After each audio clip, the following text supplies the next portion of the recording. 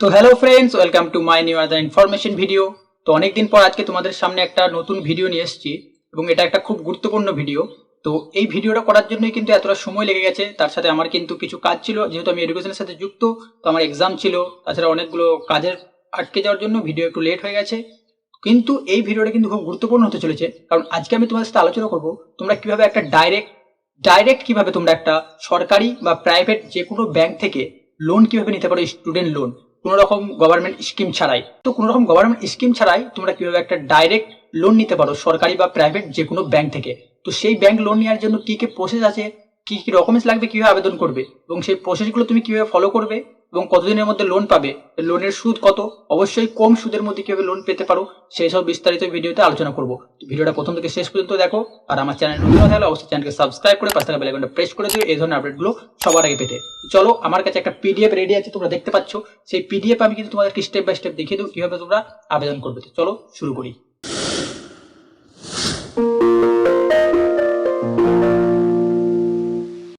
তো দেখো, আমি তোমাদের কাছে কিন্তু এখানে একটা পিডিএফ ওপেন করে নিয়েছি। তো আজকে আমার টপিক হচ্ছে এডুকেশন লোন। তো এডুকেশন লোন কিভাবে পেতে পারো সেই বিষয়ে আজকে বিস্তারিত আলোচনা করব। তো কতগুলো প্রসেস আছে, আগে আমি সেগুলো তোমাদেরকে দেখিয়ে দিই। তো প্রথম আমাদেরকে জানতে হবে ব্যাংক টাইপস, কতগুলো ব্যাংকের লোন দিয়ে থাকে, কি কি ধরনের ব্যাংক কিন্তু লোন দিয়ে থাকে সেগুলো আমাদেরকে জানতে হবে। তারপর হচ্ছে লোনের প্রসেস, এই যে সময়সীমা বা লোনটা করতে তোমাকে কতগুলো স্টেপ পেরোতে হবে, কিভাবে তুমি লোনটা পেতে পারো সেটা আমি তোমাদের সাথে এখানে ডিটেলসে আলোচনা করব। তারপর তোমার ডকুমেন্টস কী কী লাগছে সেটা আমি তোমাদেরকে বলে দেবো। তারপর ইন্টারেস্ট রেট, লোনটি কীভাবে শোধ করবে, কত পার্সেন্ট সুদ লাগবে, সাবসিডি পাবে কিনা সেই বিষয়ে বিস্তারিত আলোচনা করব। তারপর এলিজিবিলিটি ক্রাইটেরিয়া কী কী আছে, কী কী ক্ষেত্রে পড়াশোনা করলে লোন পাবে সেটা আমি তোমাদেরকে বুঝিয়ে দেবো। তারপর কী ক্ষেত্রে টাকা পাওয়া যায়, কোন কোন বিষয়ের উপর ভিত্তি করে তুমি তোমার লোন অ্যামাউন্ট সিলেক্ট করবে সেটা আমি তোমাদেরকে এখানে বিস্তারিত আলোচনা করে বুঝিয়ে দেবো। তারপর হচ্ছে তোমার কাদের লোন নেওয়া উচিত, এই বিষয়ে কিন্তু আমি তোমাদেরকে বিস্তারিত ভিডিওতে ভালোভাবে বুঝিয়ে দেবো যে কাদের লোন নেওয়া উচিত আর কাদের লোন নেওয়া কিন্তু উচিত নয়। আর একটা বিষয় হচ্ছে, একটা গুরুত্বপূর্ণ বিষয় হচ্ছে যে ভুলগুলো একদম করা যাবে না সেই বিষয়ে আমি তোমাদেরকে গাইড করে দেবো। কোন কোন ভুলগুলো তোমরা লোন নেওয়ার আগে বা লোন নেওয়ার পরে একদম করবে না, যে জিনিসগুলো তোমাদেরকে অ্যাভয়েড করতে হবে সেই বিষয় নিয়েই কিন্তু বিস্তারিত আলোচনা করব। তো চলো আমি তোমাদেরকে দেখাই স্টেপ বাই স্টেপ। তো সবচেয়ে প্রথম আমাদেরকে এখানে জানতে হবে ব্যাংক টাইপস, কত ধরনের ব্যাংক কিন্তু লোন দিয়ে থাকে। নাম্বার 1, এখানে দেখো সবচেয়ে প্রথম লোন দিয়ে থাকে হচ্ছে কলেজ ব্যাংক বা পার্সোনাল কলেজ লোন। দেখবে কিছু কিছু ব্যাংকে কিন্তু কলেজের ব্যাংক থাকে নিজস্ব, বা কলেজের মধ্যে এটিএম থাকে, জাস্ট কলেজ বা ইউনিভার্সিটির মধ্যে থাকে, যেগুলো তারা স্টুডেন্টরা ইউজ করতে পারে। বা কিছু কিছু কলেজ কিন্তু পার্সোনাল লোন দিয়ে থাকে, কলেজ লোন যেটাকে বলা হয়। তুমি যদি সেখান থেকে আবেদন করো সেই কলেজের স্টুডেন্ট বা ইউনিভার্সিটির স্টুডেন্ট হয়ে, তাহলে কিন্তু তুমি খুব তাড়াতাড়ি লোন পাওয়ার সম্ভাবনা থাকে। এরকম কিন্তু কিছু কিছু কলেজ বা কিছু কিছু ইউনিভার্সিটিতে থাকে, সেখানে একমাত্র সেখানে তুমি আবেদন করলে পাবে, তুমি যদি সেই কলেজ বা ইনস্টিটিউটের বা ইউনিভার্সিটির ছাত্র হয়ে থাকো। ঠিক আছে, তারপরে গভর্নমেন্ট ব্যাংক, যেটা সবার জন্যই উন্মুক্ত। দেখো গভর্নমেন্ট ব্যাংক কী কী থাকে, স্টেট ব্যাংক থাকে, ব্যাংক অফ ইন্ডিয়া থাকে, ইন্ডিয়ান ব্যাংক থাকে, সেন্ট্রাল কোঅপারেটিভ ব্যাংক থাকে। এই ধরনের যে গভর্নমেন্ট ব্যাংকগুলো রয়েছে আমাদের ইন্ডিয়াতে, সেই ব্যাংকগুলো থেকে কিন্তু তুমি সহজেই লোন পেতে পারো। আর এই গভর্নমেন্ট ব্যাংক থেকে লোনের একটা সুবিধা হচ্ছে সুদটা কিন্তু অন্যান্য ব্যাংকের তুলনায় কিছুটা হলেও কম হবে। তারপর আছে সর্বশেষ আমাদের যেটা হচ্ছে প্রাইভেট ব্যাংক। ইন্ডিয়াতে প্রাইভেট ব্যাংক অনেক রয়েছে, অ্যাক্সিস ব্যাংক রয়েছে, আইসিআইসিআই ব্যাংক রয়েছে, পাঞ্জাব ন্যাশনাল ব্যাংক রয়েছে, এইচডিএফসি ব্যাংক রয়েছে। এই যে ব্যাংকগুলো রয়েছে না প্রাইভেট ব্যাংক, সেখান থেকে কিন্তু লোন তুমি নিতে পারো, কিন্তু এখানে সুদের পরিমাণটা কিন্তু গভর্নমেন্ট ব্যাংকের তুলনায় কিছুটা হলেও বেশি হবে। ঠিক আছে, এরপর দেখো প্রসেস অফ লোন। লোনটা পাওয়ার জন্য তোমার কটা স্টেপ ফলো করতে হবে। তোমার সবচেয়ে প্রথম কাজ হচ্ছে তুমি যে ব্যাংক থেকে লোন নিতে চাইছো বা তোমার যে ব্যাংকে অ্যাকাউন্ট রয়েছে সেখানে গিয়ে তোমাকে ফার্স্ট টাইম ভিজিট করতে হবে সেই ব্যাংকে, এবং ভিজিট করে তোমাকে ডাইরেক্ট ম্যানেজারের সাথে কথা বলতে হবে। ম্যানেজারের সাথে কথা বলার পর ম্যানেজার যদি তুমি ম্যানেজারকে ভালোভাবে কনভিন্স করতে পারো, তাহলে কিন্তু ম্যানেজার তোমাকে একটা ব্যাংক থেকে ফর্ম দেবে এডুকেশন লোনের জন্য। এটা কিন্তু প্রত্যেকটা ব্যাংকে থাকে। ঠিক আছে, এটা কিন্তু দিতে হয় বাধ্যতামূলক, প্রত্যেকটা ব্যাংকে কিন্তু এই ফর্ম রাখতে হয়, এবং এডুকেশন লোন কিন্তু কিছুটা হলেও কাউকে না কাউকে প্রোভাইড করতে হয়। ঠিক আছে, তো এই ফর্মটা দেবে, এই ফর্মটা তোমাকে কিন্তু ফিল আপ করবে। ফিল আপ করার পর তোমার যে ডকুমেন্টস আছে, কী কী ডকুমেন্টস লাগছে সেটা আমি তোমাদেরকে একটু পরে ভিডিওতে বলে দিচ্ছি। সেই ডকুমেন্টসগুলো কিন্তু তোমাকে রেডি থাকতে হবে। এই ফর্ম ফিল আপ এবং ডকুমেন্টস এই সব কিছু একসাথে নিয়ে তোমাকে কিন্তু ম্যানেজারের কাছে জমা করতে হবে। এরপর ম্যানেজার যদি বুঝে সব কিছু ঠিকঠাক আছে, তোমাকে লোন দেওয়া যাবে। তারপর তোমার কিন্তু লোনটা কিন্তু এখানে স্যাংশন হয়ে যাবে। আর লোন স্যাংশন হওয়া মানেই তোমার কিন্তু অ্যাকাউন্টে টাকা পেতে বেশি দিন সময় কিন্তু লাগবে না। তাও মিনিমাম কতদিন সময় লাগতে পারে, দেখো এই প্রসেসটা ফলো করতে তোমাকে 1 সপ্তাহ থেকে 4 সপ্তাহ কিংবা তারও অধিক 2 মাসের মতো সময় কিন্তু এখানে লোনটা পেতে লেগে যেতে পারে।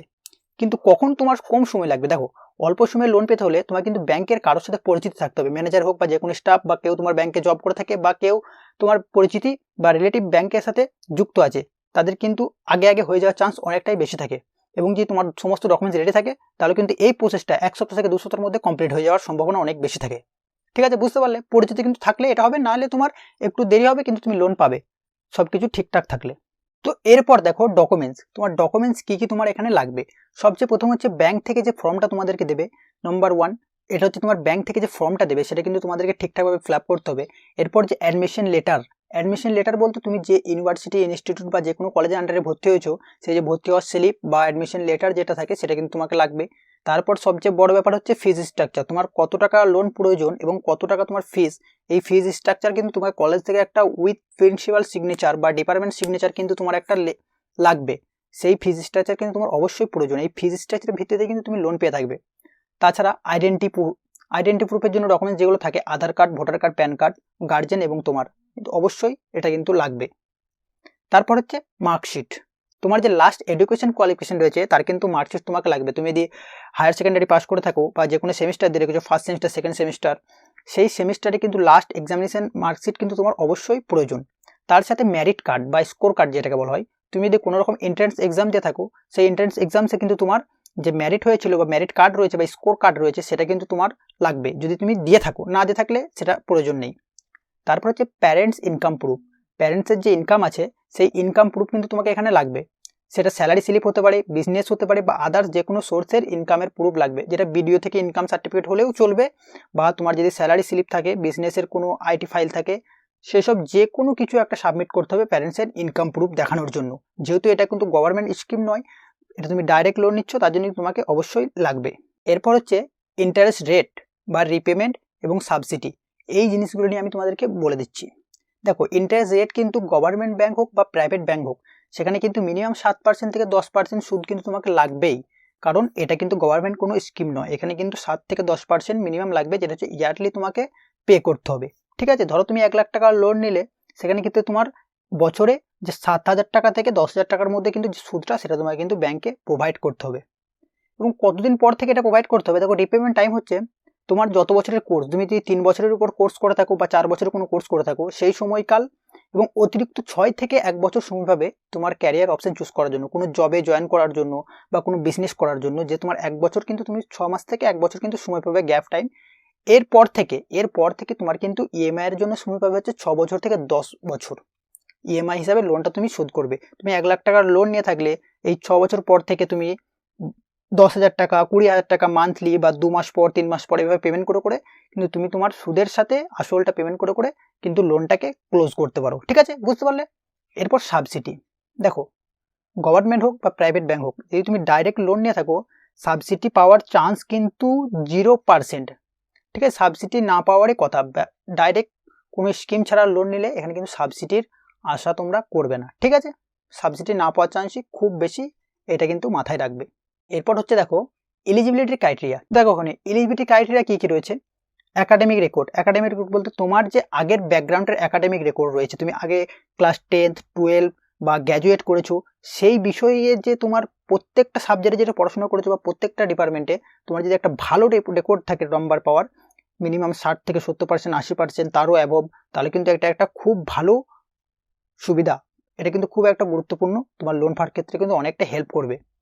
তারপর হচ্ছে ইনস্টিটিউট রেপুটেশন, ইনস্টিটিউটের একটা রেপুটেশন থাকা অবশ্যই প্রয়োজন। তুমি যে ইনস্টিটিউটে পড়াশোনা করছো সেই ইনস্টিটিউটের রেপুটেশন যদি ভালো থাকে, সেখান থেকে পাস আউট হওয়ার যে কোনো ছাত্র, বেশিরভাগ ছাত্র প্লেসমেন্ট পেয়ে যায় বা ভালো ক্যারিয়ার অপরচুনিটি থাকে, তাহলে কিন্তু সেই ইনস্টিটিউটের আন্ডারে যদি পড়াশোনা করো সেখানে কিন্তু ব্যাংক তোমাকে অগ্রাধিকার দেবে অবশ্যই। কোর্স টাইপ, অবশ্যই তোমাকে কোর্স কিন্তু প্রফেশনাল কোর্সে পড়াশোনা করতে হবে, ইঞ্জিনিয়ারিং হোক, মেডিকেল হোক, ল হোক, এগ্রিকালচার হোক, এই ধরনের প্রফেশনাল কোর্সে পড়াশোনা করতে হবে, যেখানে কিন্তু ইনকাম সোর্স তোমাকে করে দেবে, সেখানে কিন্তু লোন পাওয়া অনেকটাই সুবিধা হয়ে যাবে। ঠিক আছে, বুঝতে পেরেছো? এরপর দেখো কি কি ক্ষেত্রে লোনের টাকা পাওয়া যাবে। নাম্বার 1, কোর্স ফি, তোমার টোটাল কোর্স ফি যেটা আছে সেটা তুমি ধরবে। তার সাথে হোস্টেল ফি, তোমার যদি হোস্টেলের ফিজ থাকে, তুমি যদি হোস্টেলে ভর্তি হয়ে থাকো, কোনো হোস্টেলে থেকে থাকো, সেখানে যে হোস্টেলের ফিজ সেটা কিন্তু স্লিপ লাগবে, এটা মাথায় রাখবে। সব কিছুর কিন্তু স্লিপ তোমাকে অবশ্যই তোমার লাগবে। এরকম না যে তুমি একটা বলে দিলে আমি প্রাইভেট মেসে থাকি, বাস ব্যাংক তোমার কিন্তু কথা শুনবে না। ব্যাংক কিন্তু স্লিপ বা রিসিপ্ট ছাড়া কোনো রকম কোনো কিন্তু লোনের টাকা দেবে না। তো কোর্স ফি, হোস্টেলে থাকলে তার রিসিপ্ট, এবং তোমার যদি প্রয়োজন হয়ে থাকে কোনো ল্যাপটপ বা কম্পিউটার, তার জন্য একটা টাকা বরাদ্দ হবে, এবং বুকস ম্যাটেরিয়ালস যেটা তোমার পড়াশোনার জন্য প্রয়োজন হবে। এই যে 4টে বিষয় আছে, এই 4টে বিষয়কে ইনক্লুড করে তোমার যত টাকা প্রয়োজন হবে সেই টাকাটাই কিন্তু তুমি লোনের জন্য আবেদন করবে, ঠিক আছে, তার বেশি অতিরিক্ত আবেদন করবে না। অতিরিক্ত আবেদন করলে কিন্তু ব্যাংক বেশিরভাগ সময় লোন কিন্তু ক্যান্সেল করে দেওয়ার চান্স বেশি থাকবে, ঠিক আছে। এরপর দেখো, এরপর কাদের কাদের লোন নেওয়া উচিত। সবচেয়ে প্রথম এই জিনিসটা তোমরা ভালোভাবে খেয়াল করো। সবচেয়ে প্রথম দেখো, মাইন্ডসেট থাকতে হবে স্টাডির প্রতি। তুমি যে পড়াশোনাটা করছো বা যে ডিগ্রিটা তোমার অর্জন করার তুমি চেষ্টা করছো এত টাকা লোন নিয়ে, সেটার প্রতি কিন্তু তোমার ফুললি ফোকাস কিন্তু সেটার প্রতি থাকতে হবে। স্টাডি যে আমি করছি বা এই নয় যে আমি শুধু ডিগ্রির জন্য পড়াশোনা করব, একটা লোন নিয়ে একটা ডিগ্রি নিয়ে নেবো, এটা কিন্তু ভবিষ্যতে তোমার কিন্তু যে একটা প্রবলেম তোমার হবে তোমার জব ক্ষেত্রে বা যে কোনো প্রফেশনাল ডিগ্রিতে গিয়ে তোমার কিন্তু একটা প্রবলেমই হয়ে দাঁড়াবে। তখন তুমি জব পাবে না, হতাশা ভুগতে হবে, এবং তোমার যে একটা লোনের অ্যামাউন্ট আছে এটা নিয়ে তোমার কিন্তু অনেকটা একটা মাইন্ডে একটা চিন্তা আসবে, তুমি ডিপ্রেশনে চলে যেতে পারো। তো এই জিনিসটা তোমাকে মাথায় রাখতে হবে, লোন নিয়ে যেহেতু পড়াশোনা করছো, মাইন্ড সেট আপটা যেন পুরো স্টাডির প্রতি থাকে, পড়াশোনার প্রতি থাকে, ঠিক আছে। তারপর নিজের লোন শোধ করার মানসিকতা, এটা একটা খুব ভাইটাল জিনিস। তুমি লোনটা নিয়ে নিয়েছো, লোনটা নেওয়ার পর তোমার মাথায় যে এরকম থাকে গভর্নমেন্ট থেকে আমাকে ছাড় দিয়ে দেবে, বা আমি না লোন করতে পারলে বাড়িতে বলে দেবো লোন শোধ করার জন্য, এরকম চিন্তা ভাবনা রেখে কিন্তু লোন একদম নেবে না। তোমার ঘরের গার্জেন যেহেতু তোমাকে লোন নেওয়ার সময় সাহায্য করছে, তার মানে এই নয় যে লোন শোধ করার সময় তোমাকে সাহায্য করবে। লোন নেওয়ার দায়িত্ব তারা কিন্তু পাইয়ে দিচ্ছে, কিন্তু শোধ করার দায়িত্বটা সম্পূর্ণ নিজের উপর নিয়ে রাখতে পারলেই তবেই কিন্তু লোন নেবে। তুমি এমন একটা কোর্সে পড়াশোনা করছো, সেখানে তোমার কিন্তু একটা জব পেয়ে তুমি কিন্তু লোনটা শোধ করতে পারবে, এই মানসিকতা যেন তোমার 100% থাকে, তবেই তুমি কিন্তু লোনের জন্য আবেদন করবে। এবং যারা জেনারেল কলেজে পড়াশোনা করো বা জেনারেল ডিগ্রি নিয়ে পড়াশোনা করো, বাংলা অনার্স, ইংলিশ অনার্স, এই ধরনের যে অনার্স রয়েছে, তারা কিন্তু আশা করো না লোনের জন্য ব্যাংক কিন্তু তাদেরকে লোন দেবে না। এটা কিন্তু শুনতে খারাপ লাগলেও ব্যাংক কিন্তু এইসব ডিগ্রিগুলোকে কিন্তু অ্যাভয়েড করে থাকে। তো এইগুলোতে জব পাওয়ার সম্ভাবনা অনেকটা কম থাকে, সেক্ষেত্রে ব্যাংক কিন্তু অ্যাভয়েড করবে। এটা শুনতে খারাপ লাগলেও এটাই কিন্তু এখন বাস্তব, এটাই কিন্তু রিয়েলিটি। যারা প্রফেশনাল কোর্সে পড়াশোনা করছো তাদের নিজের মানসিকতা ঠিক রাখবে যে লোন আমি নিজে শোধ করব, নিজের টাকা ইনকাম করে, তবেই কিন্তু লোন নেবে।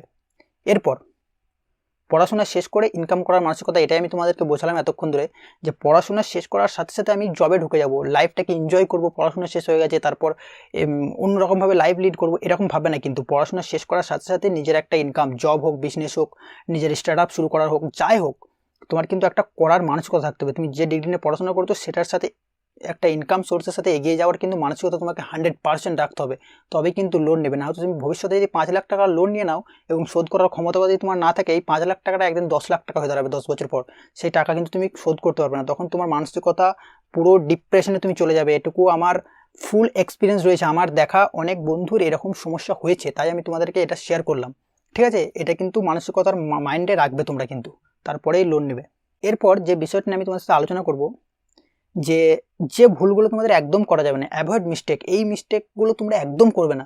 সবচেয়ে প্রথম হচ্ছে লোন পাওয়ার পর নিজেকে ফ্রি বা চিন্তামুক্ত ভাবে একদম যাবে না, যে আমি লোনটা নিয়ে নিলাম মানে আমার একদম এখন কোনো চাপ নেই, আমি লোন নিয়ে নিচ্ছি, এবার আমার পড়াশোনার ক্ষেত্রে কোনো অসুবিধা হবে না, আমার জবে পেমেন্ট, এই কলেজের সেমিস্টার ফিস পেমেন্ট করতে কোনো অসুবিধা হবে না, মাঝে মাঝে আউটিংয়ে যাবো, বাইরে ঘুরতে যাবো বন্ধুদের সাথে, এই যে চিন্তা ভাবনাগুলো না, এগুলো একদম বার করে দাও।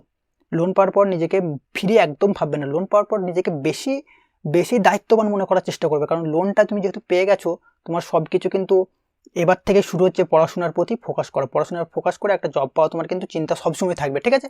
তো এরপর দেখো 2 নম্বর পয়েন্টে আমি যদি তোমাদেরকে বোঝাবো, সেটা হচ্ছে প্রয়োজনের বাইরে লোন না নেওয়া। মানে তোমার ধরো প্রয়োজন 2 লাখ টাকা বা 3 লাখ টাকা, যেটা তোমার খুব প্রয়োজন, তুমি কিন্তু সেই টাকাটার জন্য আবেদন করো। তোমার কোর্স ফি 5 লাখ টাকা হলেও তুমি যদি বাড়ি থেকে 2 লাখ টাকা ম্যানেজ করতে পারো, তুমি কিন্তু সেই ম্যানেজ করার টাকাটা বাড়ি থেকে ম্যানেজ করে নাও, আর বাকি 3 লাখ টাকাটা যে তোমার খুব প্রয়োজন সেটার জন্য লোনের জন্য আবেদন করো। এই না যে তোমার 5 লাখ টাকা লোন, তোমার 5 লাখ টাকা কোর্স ফি, কলেজের মেসের খরচা, ল্যাপটপ খরচা সব ইনক্লুড করে দেখলে তোমার 7 থেকে 8 লাখ টাকা খরচা হচ্ছে, তুমি সেটা পুরোটার জন্য লোনের জন্য আবেদন করে দিলে, এরকম করবে না। যতটা পারবে নিজের থেকে বা নিজের বাড়ি থেকে জোগাড় করার চেষ্টা করবে, বাকি যেটা খুবই প্রয়োজন সেই টাকাটা কিন্তু লোন নেবে। প্রয়োজনের বাড়তি লোন নেওয়া মানে সেটাতে কিন্তু তোমাকে সুদ পেমেন্ট করতে হবে, এমনটা নয় যে ব্যাংকের টাকাটা শোধ করতে হবে না, শোধ তো করতেই হবে, তার সাথে তোমার একটা সুদ, সেটাও কিন্তু তোমার একটা বাড়তি চাপ। তাই প্রয়োজনের বাইরে লোন নেওয়ার চেষ্টা করো না, প্রয়োজন যতটুকু ততটুকুই লোন নেবে। এটা যেন তোমার জন্য খুব গুরুত্বপূর্ণ, এই জিনিসটা তোমার মাথায় রাখা খুব গুরুত্বপূর্ণ, যে প্রয়োজনের মতো লোন তুমি কিন্তু এখান থেকে নেবে, ঠিক আছে। তারপর দেখো 3 নম্বর, ফালতু খরচা পুরোপুরি বাদ দেওয়া। লোন পাওয়ার পর ফ্রি হয়ে যাবে, বাড়ি থেকে কিছু টাকা নেবে, লোনের টাকায় সব কিছু তোমার হয়ে যাচ্ছে, তারপরে তুমি বাড়ি থেকে একটা হাত খরচা নিলে 2000 টাকা, 5000 টাকা, যেটাই হোক তোমার পার মান্থ, এই যে ফালতু একটা খরচা, প্রত্যেক সপ্তাহে একবার করে সিনেমা দেখতে যাও, বন্ধুদের সাথে আড্ডা মারা, এগুলো আমরা রিয়েলাইজ করতে পারি, কারণ আমরা একটা সময় হোস্টেলে পড়াশোনা থেকেছি, মেসে পড়াশোনা করেছি, আমরা একটা সময় এসব করেছি। কিন্তু এই জিনিসগুলো না লোন নিয়ে পড়াশোনা করলে তোমার কিন্তু অ্যাভয়েড করা অনেকটা দরকার, পুরোপুরি নয়, তবে তোমাকে অনেকটা অ্যাভয়েড করা দরকার। যেহেতু তুমি একটা ঋণ নিয়ে পড়াশোনা করছো, এটা ভাববে তুমি একটা ঋণ নিয়ে পড়াশোনা করছো যেটা তোমাকে একটা সময় শোধ করতে হবে। কারণ লাইফে এনজয় করার অনেক সময় রয়েছে, আগে এডুকেশনের উপরে ফোকাস করো, একটা জব পাও, তারপর লাইফে অনেক সময় পাবে এনজয় করার জন্য। ঠিক আছে? তার মানে এই না যে তুমি এখন লোনের টাকায় কলেজে পড়াশোনা করবে আর বাড়ি থেকে টাকা নিয়ে খরচা করবে, এটা একদম বাদ দাও। তাহলে কিন্তু তোমার লাইফে একটা সময় এসে বিরাট একটা বড় সমস্যায় কিন্তু তোমাকে পড়তে হবে, এটুকু আমি তোমাদেরকে বলতে পারি। ঠিক আছে? তো এরপর দেখো, অপরের কথা শুনে, এটা একটা খুব বড় ভাইটাল ব্যাপার, অপরের কথা শুনে এক্সপেন্সিভ কোর্সে ভর্তি হও না। মানে তোমার যে ফিল্ডের উপর তোমার কোনো নলেজ নেই বা তোমার কোনো ড্রিম নেই বা তোমার সেই ফিল্ডের উপর কোনো অভিজ্ঞতাই নেই, সেই ফিল্ডে তুমি ভর্তি হয়ে গেলে। ধরো তুমি উচ্চ মাধ্যমিক দেওয়ার পর তোমার মেডিকেল ডিপার্টমেন্টের উপর যাওয়ার ইচ্ছা ছিল, কিন্তু তুমি কারোর মুখে শুনলে যে ইঞ্জিনিয়ারিং করলে হয়তো ভালো ডিমান্ডের চাকরি পেয়ে যাবে। তুমি সেই হিসেবে একটা বড় মেকানিক্যাল ইঞ্জিনিয়ার কোর্স নিয়ে নিলে, বড় কলেজ থেকে, এক্সপেন্সিভ একটা কলেজ থেকে কোর্স নিয়ে নিলে, যেখানে 7 থেকে 8 লাখ টাকা খরচা একটা 3-4 বছর কোর্স কমপ্লিট করার জন্য। লোকের কথা শুনে ভর্তি হয়ে গেলে সেখানে কিন্তু ভবিষ্যতে তুমি কিন্তু ফাঁসবে, এটুকু আমি তোমাকে বলতে পারি। তোমার যেটুকু নলেজ আছে, তোমার যেই ডিপার্টমেন্টে যাওয়ার ইচ্ছা আছে, যেটা তোমাকে ভালো লাগে, সেই ডিপার্টমেন্টে পড়াশোনা করো। এখন বর্তমানে বহু ডিপার্টমেন্ট এমন তৈরি হয়ে গেছে যেগুলো জব কিন্তু অ্যাভেলেবেল আছে, যেগুলো আমরা ভর্তি হয় না, কিন্তু এখানে রেশ অনেক কম। যেরকম অ্যানিমেশন সেক্টর এমন একটা সেক্টর না, সেই অ্যানিমেশন সেক্টরে কিন্তু তুমি ভর্তি হতে পারো, কিন্তু এগুলো না মাদার ট্রেডের থেকে একটু আলাদা হতে পারে, কিন্তু এগুলো জব অপরচুনিটি খুব খুব বেশি এখন বর্তমানে। এরকম কোর্সে তুমি ভর্তি হতে পারো, অল্প খরচের মধ্যে 2 থেকে 3 লাখ টাকা খরচ করে কিন্তু তুমি গ্র্যাজুয়েট হয়ে যেতে পারো অ্যানিমেশনের উপরে বা ডিজিটাল মার্কেটিংয়ের উপরে। তাছাড়া নানান রকমের ডিজাইন সেক্টরে এখন জব আছে, সেই ডিজাইন সেক্টরের উপর কোর্স করতে পারো, কিছু অল্প সময়ের কোর্স করতে পারো যদি তোমার ইনকাম করার ইচ্ছা থাকে। আর বাকি যেগুলো ইঞ্জিনিয়ারিং ফিল্ড, মেডিকেল ফিল্ডে আছে, সেগুলো তুমি তো করতেই পারো যদি তোমার ইচ্ছা থাকে, সেই বিষয় নিয়ে পড়াশোনা করার ইচ্ছা থাকে, তবেই তুমি করবে। অপরের কথা শুনে কোনোরকম কোনো কোর্সে ভর্তি হওয়ার কোনো যুক্তি নেই, এটা একটা অযৌক্তিক ব্যাপার। আর এটাই হচ্ছে সবচেয়ে বড় ভুল হয় প্রত্যেকটা স্টুডেন্টের। ঘরের লোক কীভাবে বলছে, পাড়া প্রতিবেশী কী বলছে, সিনিয়ররা কী বলছে, এইসব বিষয়ে একদম ফোকাস করবে না। তাদের অবশ্যই তাদের গুরুত্ব আছে, তাদের মতবাদের, কিন্তু তোমার মন কি চাইছে আগে দেখো, সেই ডিপার্টমেন্টে ভর্তি হও। ঠিক আছে? আজকে তোমার সাথে এটা আলোচনা করলাম। ভিডিওটা যদি ভালো লাগে তো অবশ্যই একটি লাইক করে দিও, বন্ধুদের সাথে শেয়ার করো, আর চ্যানেলটা অবশ্যই সাবস্ক্রাইব করো এই ধরনের আপডেটগুলো সবার আগে পেতে। এরপরে আমি তোমাদের সাথে আর একটা নতুন ভিডিও নিয়ে আসবো খুব তাড়াতাড়ি। এই ধরনের ভিডিও পেতে অবশ্যই চ্যানেলকে সাবস্ক্রাইব করে পাশে থাকা বেল আইকনটা প্রেস করে রাখো। তো আজকে এতটুকুই, ঠিক আছে? Thanks for watching this video.